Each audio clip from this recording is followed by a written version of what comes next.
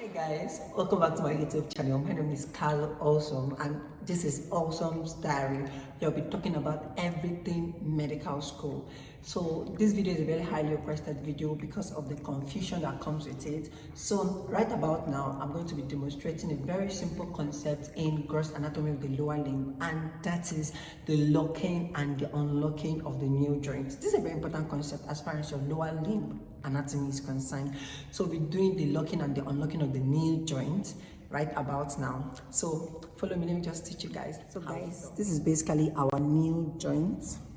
So these are knee joints, and so there is no fibula here because the fibula doesn't contribute to the formation of the knee joint. So I have my tibia here and I have my femur here. Okay, so now the articulations are with the this is our lateral condyle, and then this is the medial condyle of the femur, and then this is our lateral condyle of tibia, and then this is our medial condyle of tibia. Then in between them is our intercondylar eminence. Okay guys, so now I will simply be demonstrating what locking and unlocking of the new joint quickly with you guys in this video. So first of all, what is locking of the new joint?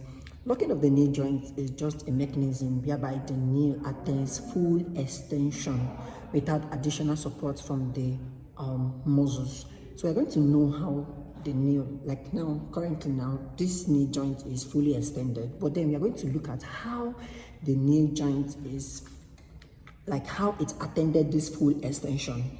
That is what locking of the knee joint is. So it has a mechanism. Now, the process of locking and unlocking is basically because of the asymmetry of the condyle of the femur.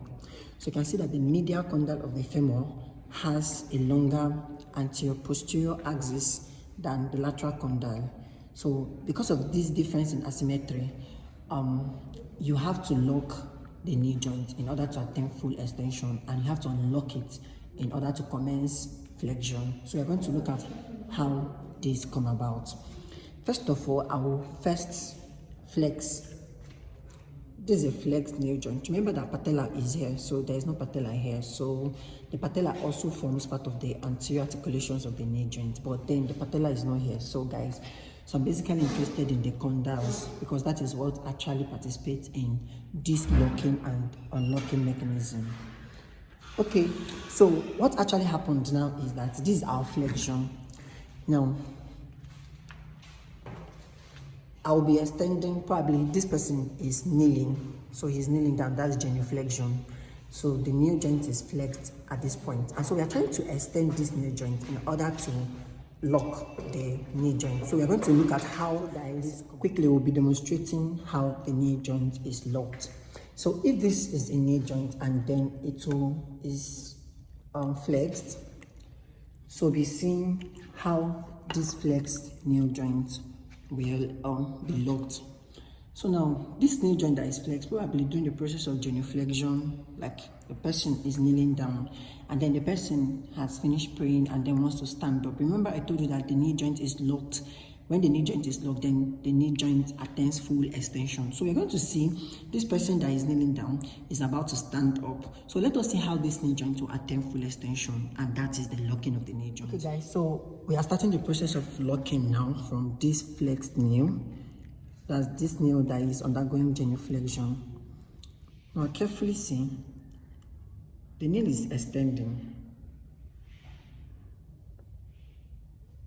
Now, the lateral condyle is fully extended because it has a shorter anterior-posterior diameter than the medial condyle. So you can see there is still space left for the medial condyle. So the medial condyle has not fully locked or is not fully fitted at the medial condyle of the tibia. You can see it from this video. But this lateral condyle is fully fitted. But then the knee is extended but is not fully extended. So for it to fully extended, the lateral condyle will rotate medially. Now watch, I'm going to rotate this medially.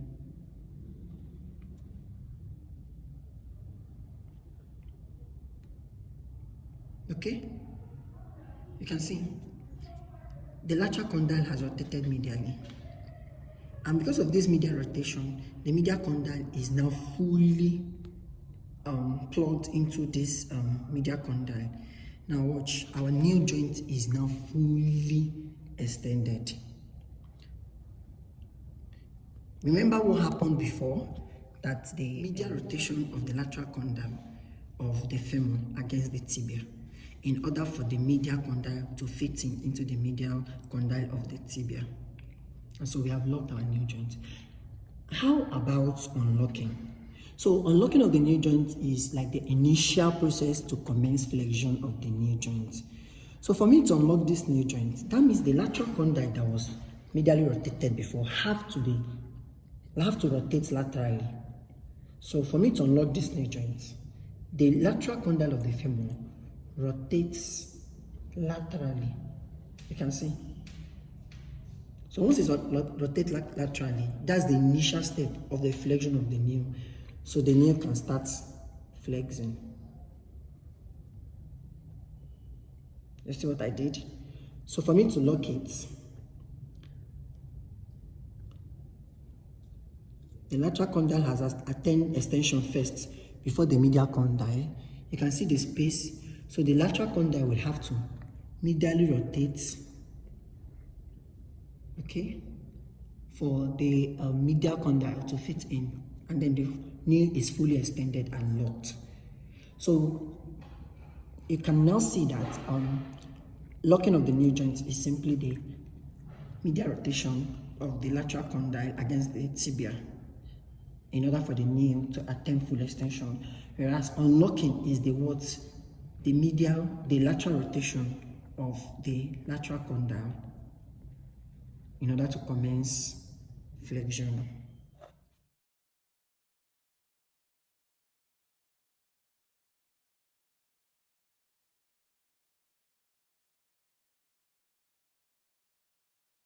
So guys, in summary, I've been able to demonstrate the locking and the unlocking of the knee joint. So therefore, the locking of the knee joint is basically the process by which the knee attains full extension, and the lateral condyle of the femur have to medially rotate against the tibia in order to lock the knee joint and for the knee joint to attain full extension.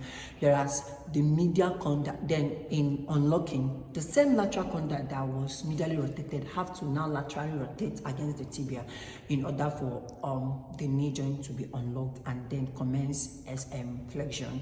So guys, I hope this video was helpful. Don't forget to subscribe to this channel and turn on your notification bell in case I upload subsequent videos. Thank you very much.